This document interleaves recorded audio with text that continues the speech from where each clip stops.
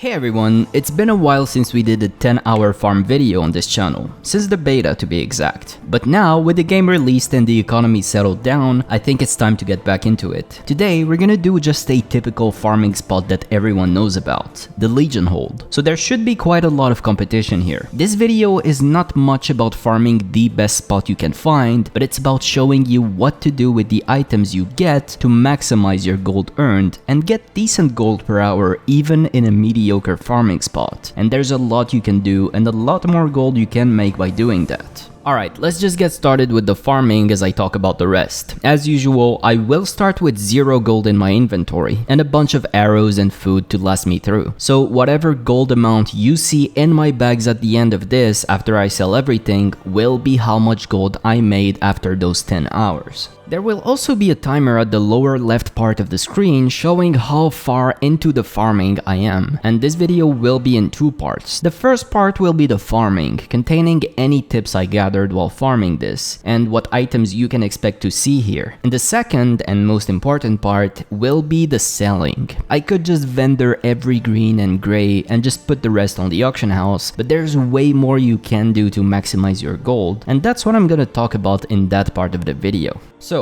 Legion Hold. This is located in the most western part of Shadowmoon Valley, and the fastest way to get here is by taking the Flight Master to your faction's hub in Shadowmoon Valley, or to fly directly from Shatrat if you have a fast flying mount. What you'll be getting here mostly is marks of Sargeras and fell armaments, and a lot of grey and green pieces of gear and netherweave cloth, and that's always good. There's a lot that can be done with those things, but obviously the bulk of our profit will be from the marks of Sargeras and fell armaments, I think. So at first, I was just killing the Wrathwalkers as I thought those were the only mobs that drop it. Not even the Terror Masters drop it for whatever reason. But it turns out that the Moarg weaponsmiths do drop them as well. And I later learned that the Shadow Council Warlocks at the top also drop quite a lot and have some sort of a hyper spawn, which we will talk about later. But in my experience, those Shadow Council Warlocks were always camped every time I got there, so I just focused on the other mobs instead. But if you can secure these Shadow Council mobs for yourself, I bet you could make way more gold than I did, so just give it a shot. So I ended up killing a lot of Wrathwalkers and Moarg weaponsmiths. According to Wowhead, those two have a 40% chance to drop marks of Sargeras and a 4% chance to drop fell armaments, and I would say this is quite accurate in my experience. And as far as competition, I honestly was expecting way more than this. I play on Pyrewood Village EU, which is the highest populated PvE server, so if you'll have struggle tagging mobs, it's here. But it mostly wasn't that bad, and that's mainly because of the dynamic spawning, I assume. So I talked about hyper spawning earlier, and that's tied to dynamic spawning, which basically means that the game tries to speed up the respawn timer on a particular mob type based on how fast they are getting killed. And that's why sometimes you kill a mob and you see it instantly respawn on the same spot. When that happens, that's called hyper spawning, where the mob is dying so fast that the game is just respawning it instantly to keep up with the demand for it.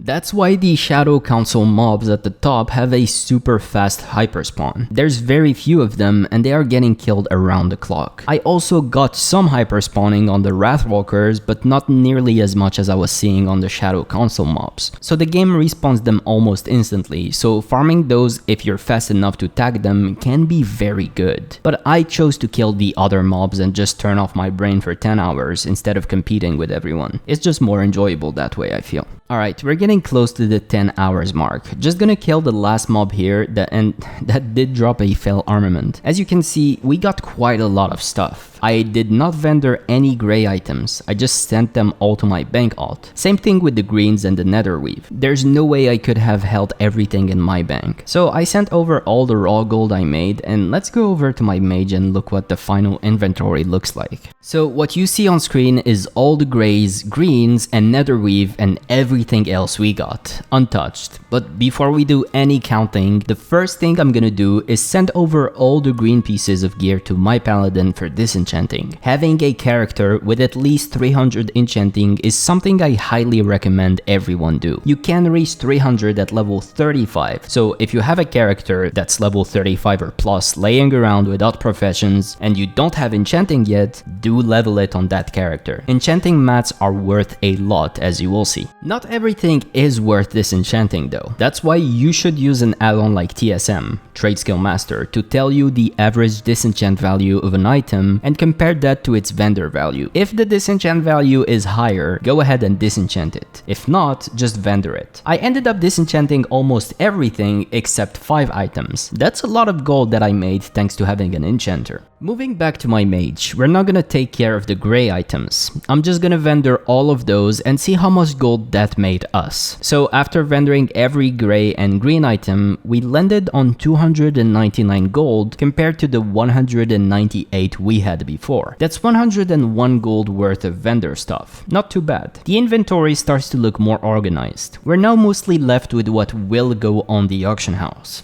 But first, there's those 4 Corium lockboxes and I want to get them opened. The easiest way to do this is to just do a /who rogue shatrat and start whispering anyone. I found someone pretty quickly and I ended up paying him 1 gold per chest. That's 4 gold for clicking a button 4 times for him, which he can't really turn down. So thanks to Rupen Brits from the guild Tropic Thunder. After opening those 4 lockboxes, we ended up with 4 green items. That's pretty much all you could expect from those lockboxes. And if you're really lucky, you could get a blue item, but that's everything you could find in those. No crazy epic recipes or anything like that. I also disenchanted those 4 items for maximum profit. And since those mats are worth way more than our 4 gold investment, that's an easy profit. Alright, I don't want to do anything crazy in this video that some people watching couldn't do. There's so much that could be done with all the netherweave we got, but I'll keep it very simple here. Since we have some arcane dust from disenchanting all the gear, I'll make as many bolts of imbued netherweave as my arcane dusts allow me to. Thanks to TSM again, I can easily see that making those can turn 2 gold profit per bolt. And I have enough arcane dust to make 38. That should also eat up into half of our netherweave, so let's do that and just sell the rest of the netherweave in raw form.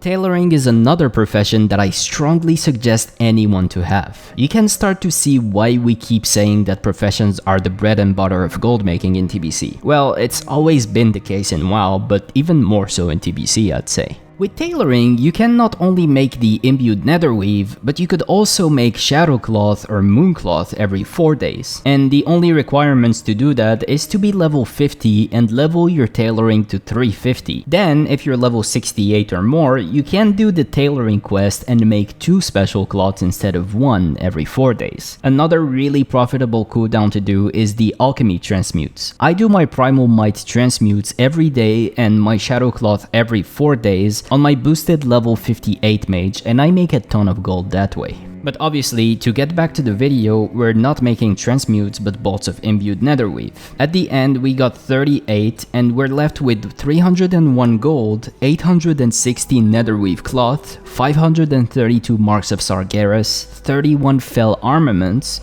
30 super healing potions, 12 super mana potions, 14 greater planar essences, 1 large prismatic shard, and a bunch of scrolls.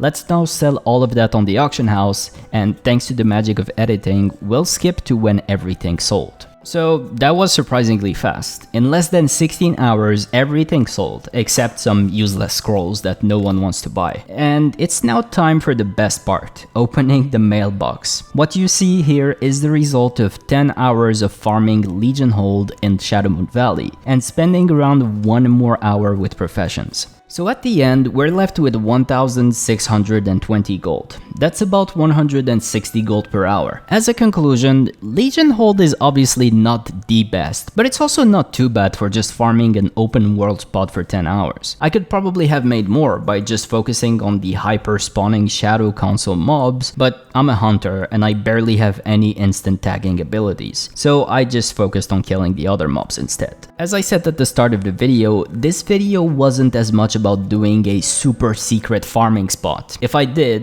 1, it wouldn't be a secret spot anymore, and 2, the results would be unrealistic. No, what I wanted to showcase here is the right behaviors and reflexes you can apply to sometimes double or triple the gold you earn from farming any spot. And as you saw, it has a lot to do with having a good variety of professions, so get working on that. With that, I hope you learned something in this video. It's always a lot of work, but it's also a lot of fun to make those 10-hour farming videos, because I can try things so that you guys can know if they're worth doing or not, and make you learn a thing or two in the process. I will probably be doing more videos like these in the future, now that the economy has settled down. So if you're interested in me trying a particular spot for 10 hours, let me know in the comments, and I'll have a look and potentially give it a shot. As always, thank you guys for watching this video. If you guys found it interesting or entertaining, remember to give it a like and subscribe to the Classic WoW Curios channel for more content like this. I will see you guys in the next one very soon. Bye for now.